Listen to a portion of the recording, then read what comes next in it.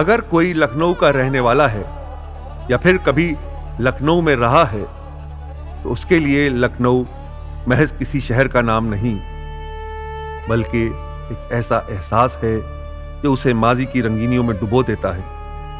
उसके जहन में गुजरे हुए वक्त की बेपनाह यादों के तूफान उमड़ने लगते हैं। लखनऊ दुनिया के उन चंद शहरों में से एक है जो दरिया के दोनों सिरों पर आबाद रहा है, और उसकी तासीर का अंदाजा इसी बात से लगाया जा सकता है कि यहाँ ना तो गंगा बहती है और ना जमुना, लेकिन गंगा जमनी तहजीब का मरकज यही बना जो आज भी किसी हद तक कायम है। आज हम बात करते हैं लखनऊ के मरकज यानी हार्ट ऑफ द सिटी की, जिसे शहर में वो मुकाम हासिल है जो लंदन में चैरिंग क्रॉस या ट्रफाल्गर स्क्वायर को, न्यूयॉर्क में मैनहट्टन को या काहिरा में तहरीर मैदान को हासिल है। जी हाँ, हम जिक्र कर रहे हैं लखनऊ के दिल की धड़कन यानी हजरतगंज की, वो जगह जिसे माजी में मुनव्वर बख्श या हजरत बाग के नाम से जाना जाता था। वहाँ सन 1827 में नवाब नसीरुद्दीन हैदर ने गंज बाजार की नींव रखी, जिसमें चाइना बाजार और कप्तान बाजार शामिल थे। सन 1842 में इस जगह को नवाब अमजद अली खां, जिन्हें हजरत के नाम से भी जाना जाता था, के नाम पर हजरतगंज कहा जाने लगा। लखनऊ में 52 गंज थे और 42 बाग। सितम ज़रीफ़ी ये हुई कि बहुत से ऐसे बाग थे जिनकी आबादी बढ़ी, हालात बदले और उन बागों के नाम भी गंज पर हो गए। जैसे निशात बाग आज निशातगंज है, और एक बहुत ख़ास हज़रत बाग जिसे हम आज हज़रतगंज कहते हैं। वाजी अली शाह की एक बेगम थी, शैदा बेगम।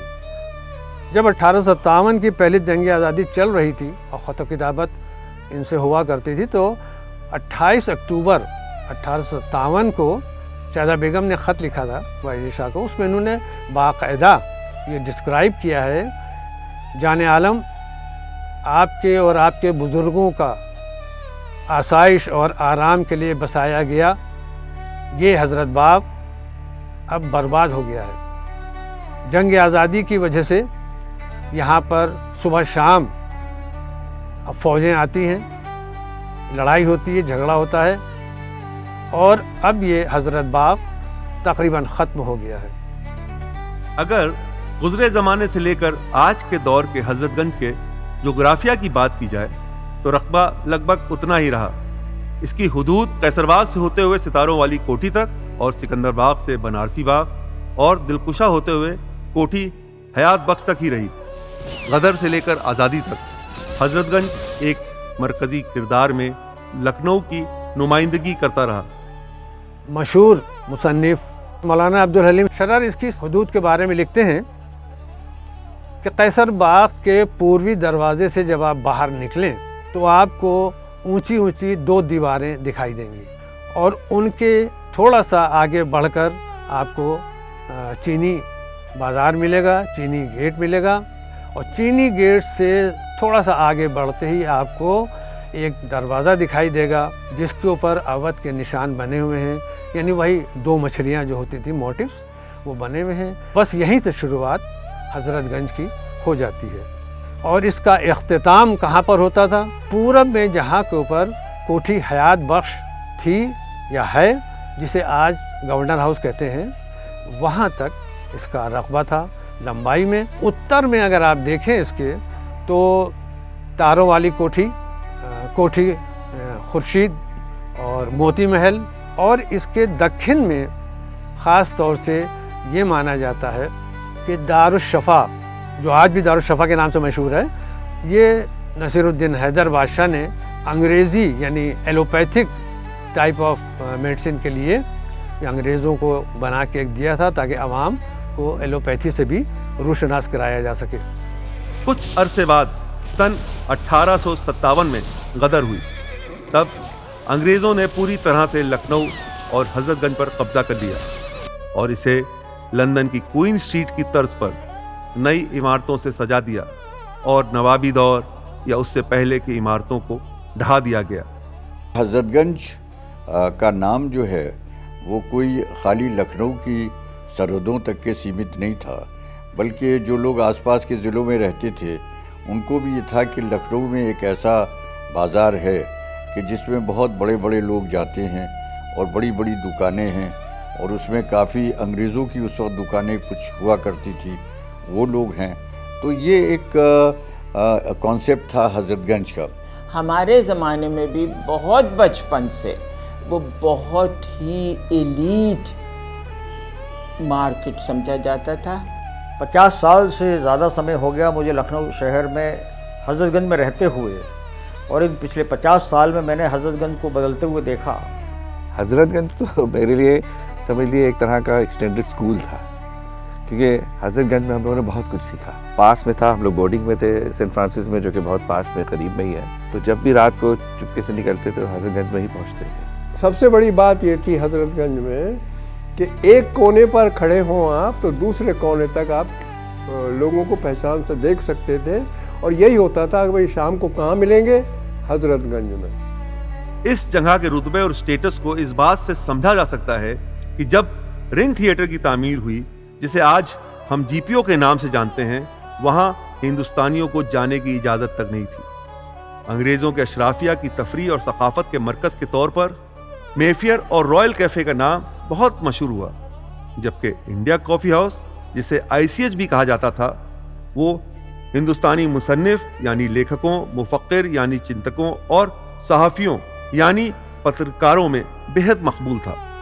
सन 57-58 में, उसके बाद से लखनऊ में हूँ। कितने जब बंद होते देखे, कितने खुलते देखे, ये सब मेरे सामने होता रहा। और उसके पहले जो हुआ था वो लोगों से मालूम होता था बातचीत करने के बाद कि यहाँ ये था, यहाँ ये था। जहाँ पे छंगामल है वहाँ पर बैनबोज हुआ करता था। तो एक ज़माने में जो कॉफ़ी हाउस है हज़रतगंज का, उसको लोअर हाउस कहते थे और बैनबोज को अपर हाउस कहते थे। लखनऊ का कॉफ़ी हाउस का बड़ा कंट्रीब्यूशन है वॉर ऑफ इंडिपेंडेंस में, आज़ादी की लड़ाई में। और हर एक आदमी अपना ऑनर समझता था वहाँ बैठना। कॉफ़ी हाउस में बैठने वाले मंत्री हो गए, गवर्नर हो गए, प्राइम मिनिस्टर तक हो गए, ऐसे ऐसे लोग कॉफ़ी हाउस में बैठते रहे हैं। आज के दौर में ये बहुत मुश्किल है किसी को समझा पाना कि आप कॉफ़ी हाउस में बैठे हुए हैं और उत्तर प्रदेश का मुख्यमंत्री जो है वो अचानक गाड़ी रोके और अंदर आ जाए और आके पूछे कि भाई एजेंडा क्या चल रहा है। और आप आगे बढ़िए तो कुकरेजा स्पोर्ट्स हुआ करता था, वो भी चले गए। बॉम्बे टेलर्स उसके बगल में हुआ करता था। ये आगे चलकर आपके जितने भी थे आज़ादी के बाद चौधरी वगैरह जितने भी आए हैं, ये सब उसके बाद आए हैं। उसके पहले पहले छोटी छोटी दुकानें इसमें थीं सब। ये चौधरी स्वीट हाउस में उस दौर में तमाम बड़े राजनेताओं को मैंने जो है खाना खाते हुए देखा, जो अब उसका स्वरूप बदल गया है। और आगे चलिए जहाँ पे अब मोती महल है, वहाँ मलकानी वाइन शॉप हुआ करती थी। बहुत ही मशहूर सेंटर पॉइंट था, मलकानी साहब चलाते थे उसको। अभी हाल में एक दुखद स्थिति ये हुई कि ब्रिटिश बुक डिपो बंद हो गया। अब ब्रिटिश बुक डिपो ऐसा था कि जहाँ जवाहरलाल नेहरू, इंदिरा गांधी और तमाम लीडिंग पॉलिटिशियन जो हैं समय समय पे बराबर ब्रिटिश बुक डिपो में जाते रहे हैं। एक छेदी लाल हैं, वो आज भी हैं, उनकी कॉफ़ी शॉप थी वहाँ पे। और उसके आगे सुपर ड्राई क्लीनर्स हुआ करते थे। अब बात आती है जनपथ मार्केट की। जहाँ जनपथ मार्केट है वहाँ पे बेगम कोठी हुआ करती थी, जिसको बड़ा डाकखाना कहा करते थे। और 1857 की लड़ाई जो है वो बेगम कोठी में लड़ी गई। 900 लोगों ने अपनी जान दे दी। वो बड़ी एक ऐतिहासिक कोठी हुआ करती थी, तोड़ दिया गया और उसको हटा के वहाँ पे जनपथ मार्केट बना दिया गया। जब ये लव लेन को एनक्रोचमेंट फ्री कराया तो उनकी दुकानों को उन्होंने वहाँ पे रीसेटल किया, जनपथ मार्केट। तो जनपथ मार्केट की ओरिजिन वहीं से शुरुआत हुई as a settlement of love lane. सबसे पहले जब हम फर्स्ट स्टैंडर्ड में थे तो हमारी किताबें लेने के लिए यूनिवर्सल बुक डिपो में हम गए। आस पास का इतनी खबर नहीं थी, मगर जो बड़े होते गए तो ज़रा नज़रें इधर उधर भी गईं। और वहाँ एक होटल राइट साइड पे कपूर को सी से लिखा हुआ था, मगर अंदर कभी नहीं गए उस वक़्त। मगर ये अंदाज़ा हुआ कि बहुत बड़ा होटल। उसी के साइड में रेलवे का दफ्तर था, वो भी बहुत बड़ा सा था, और उसके साइड में मेफेयर था। जब दाखिल हुई अंदर तो सामने उसके स्टेयरकेस था, जीना था। दाहिनी तरफ कुमार साहब हुआ करते थे, वो बहुत टिप टॉप से रहते थे। बाद में उनका अनफॉर्चुनेटली मर्डर हो गया था। आप किसी भी सिनेमा हॉल में चले जाएं तो वहाँ पर लोग बाग सीटी बजाएंगे, राउडिज्म होगा, टिकट ब्लैक में मिलेगा, एक अजीब मंजर होता था। लेकिन जब महफिल में सिनेमा देखने जाते थे लोग खुद संयमित हो जाते थे, अच्छे कपड़े पहन के जाते थे। तो एक बहुत ही वेल मैनर्ड लोग यहाँ पर वो आते थे और अंग्रेज़ी फिल्में ज़्यादातर आती थी। 1972 में पाकीज़ा वहाँ लगा, मतलब पाकीज़ा को वो स्टेटस मिला जो हॉलीवुड फिल्म्स को मिलता था। पाकीज़ा के बाद फिर बॉबी आई, और वो ऐसी फिल्में थी कि जो आई तो चिपक गईं। सिल्वर जुबली, गोल्डन जुबली लंबी लंबी चलती रहीं। और संडे के आफ्टरनून में एक कब क्लब होता था इंटरवल में, और सब लोगों को जो अच्छे लोग थे, जो गा सकते थे, वो उनको बुलाया जाता था स्टेज पे, और वो गाते थे। और जिन जिन के बर्थडे थे उनको बुला के उनको मुबारकबाद दी जाती थी। एक शीशे का दरवाज़ा था जो कि क्वालिटी रेस्टोरेंट और मेफेयर के बीच में था, और उसके अंदर से जब हम लोग बाहर निकलते थे कभी फिल्म के, जब ज़्यादा तो देखते थे लोग बैठे हुए चाय पी रहे हैं और उनके आगे स्टैंड रखे हुए हैं, उसके अंदर पेस्ट्री रखी हुई हैं, उसके अंदर कुछ चौकोर से, ये तो नहीं पता था कि किस तरह के बिस्किट है, लेकिन चौकोर थे, बिस्किट रखे होते थे और सैंडविचेस रखे होते थे। तो बड़ा मुंह में पानी आता था और पूछते ये जी चाहता थे अंदर बैठे। लेकिन जब वहाँ लोगों से पूछा कि अंदर चाय कितने की मिलती, तो मालूम हुआ 1 रुपए की चाय मिलती है, एक पॉट 1 रुपए का आता था। तो जब एक आने की चाय पीते थे तो 1 रुपए की चाय पीना जो है वो ज़रा मुश्किल होता था। और जितने भी वो थे ऑफिसर्स और ये सब शाम को किसी न किसी उसमें वहाँ पहुँचते थे, और बच्चों को जब ले जाते थे कि चलिए क्वालिटी, तो बच्चे बहुत खुश होते थे और नाचते थे कि आज क्वालिटी जाएंगे। और कुछ दिन के बाद वहाँ ब्रिटिश काउंसिल लाइब्रेरी भी हो गई, तो पढ़ने लिखने वाली लड़कियाँ ब्रिटिश काउंसिल जाती थीं, और लड़के चाहे पढ़ने लिखने वाले हों या ना हों फिर उनको फॉलो करते हुए ऊपर भी जाते थे, जैसे वो भी बड़े किताबों के शौकीन हैं। पढ़ना वहाँ पर हम लोगों को तमाम जो ब्रिटेन के लंदन टाइम्स और ये वो सब अखबार पढ़ने को मिलते थे, मैगजीन पढ़ने को मिलती थी, और हम लोग मेंबर थे तो वो ले भी आते थे। लेकिन शहर में ब्रिटिश काउंसिल से जुड़े रहने का अपना एक बहुत बढ़िया माहौल था। उसके आगे ये राम आडवाणी जी जो हैं, ये सब पुरानी किताबें और ये सब इतनी रखते थे कि लोग जाते थे कंसल्ट करने के लिए। शाम को लोग वहाँ बैठते थे, वो भी दाईं तरफ थे इसके मेफेयर के, उसी में। पहले ये गांधी आश्रम में थे, फिर गांधी आश्रम से ये राम आडवाणी यहाँ आ गए। लखनऊ शहर में बहुत सी दुकानें हैं किताबों की, लेकिन जो बात राम आडवाणी की थी वो किसी में नहीं थी। राम आडवाणी की पर्सनैलिटी ही ऐसी थी कि उससे खींचे हुए लोग चले जाते थे। ये देखिए कि वो कॉम्प्लेक्स, एक मेफेयर जो था एक किस्म का complex, cinema hall, the best eating place, the best library और the best book shop. Lucknow शहर में गाड़ियाँ बहुत कम थीं। मेफेयर के सामने पार्किंग होती थी, और उस पार्किंग में करीब 15 गाड़ियाँ खड़ी हो जाती थीं। वो भी बीच में खड़ी होती थी, और उसमें सबको मालूम था कि ये किसकी गाड़ी है। एक गाड़ी सीधे, एक गाड़ी उल्टी तरफ, और ऐसे हम लोग बीच बीच में सेंटर पॉइंट पे पार्किंग हुआ करती थी। तो ये हजरतगंज का एक कोना ख़त्म हुआ।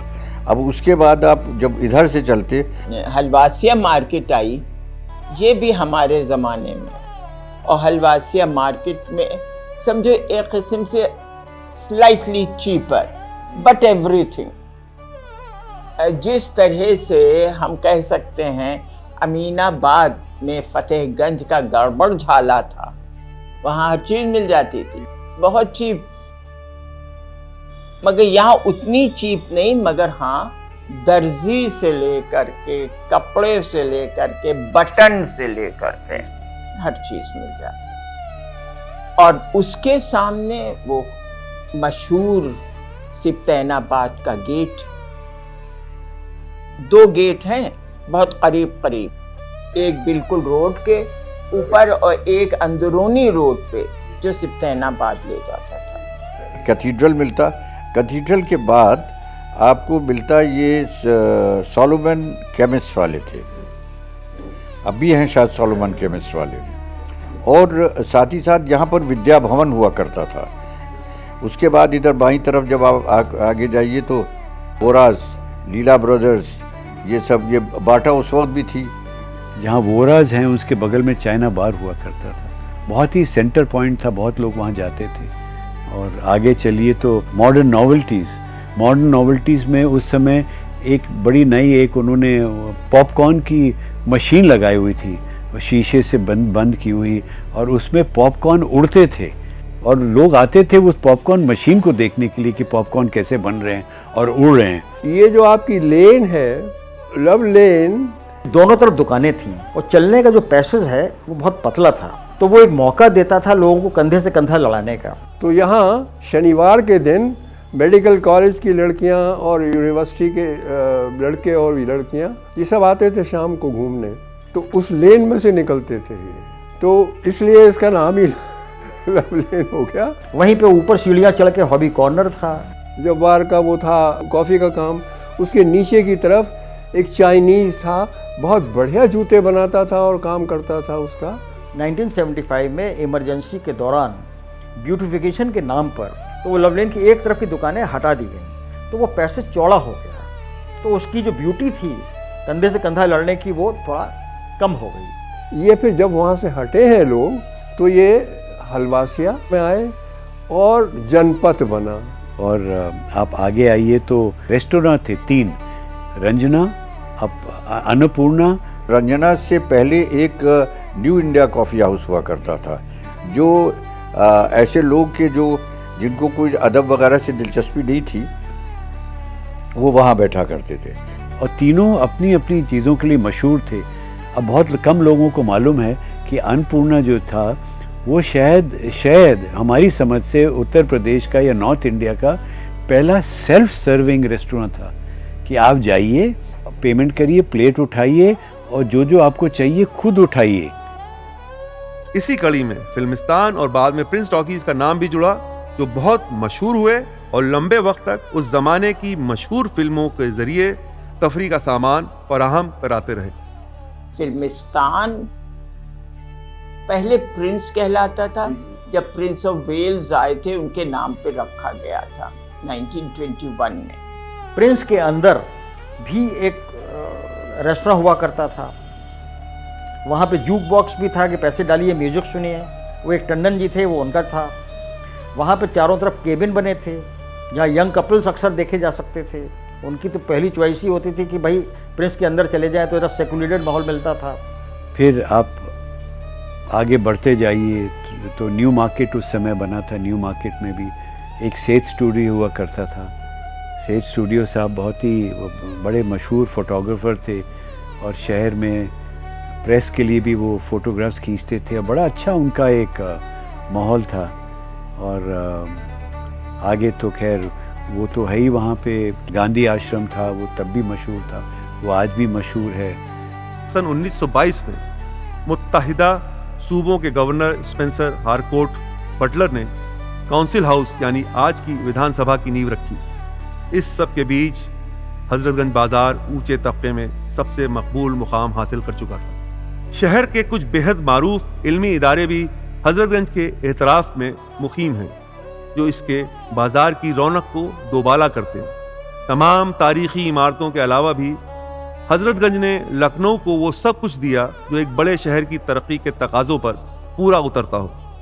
हजरतगंज का बाजार मशहूर तो था, लेकिन नवाबी दौर के बाद अंग्रेज़ों के ज़माने में जो अहमियत इस जगह को मिली वो आज तक कायम है। ये वही ज़माना था जब शाम के वक्त हजरतगंज की सैर को गंजिंग कहा जाता था और ख़रीदारी के अलावा तफरी के लिए भी सबसे अहम जगह हजरतगंज ही हुआ करती थी। बेशक हजरतगंज लखनऊ शहर के दिल की धड़कन था और आज भी है। और दूसरी सबसे इम्पोर्टेंट जो थी was the mixing of the society, the diversity जो आपको मिलती है। गरीब इंसान भी जो होगा वो अपनी महबूबा को लेके कोने में बैठा हुआ चाट खा रहा होगा, एक छोटे से बोने पर लेके, और फिर कार में बड़ी हुई मेम साहबें बैठी होंगी और बड़े बड़े बच्चे होंगे, वो लोग सब खा रहे हैं। So there was that. But जो चीज़ आज के ज़माने से बहुत मुझे वो लगती है कि there was so much of secularism.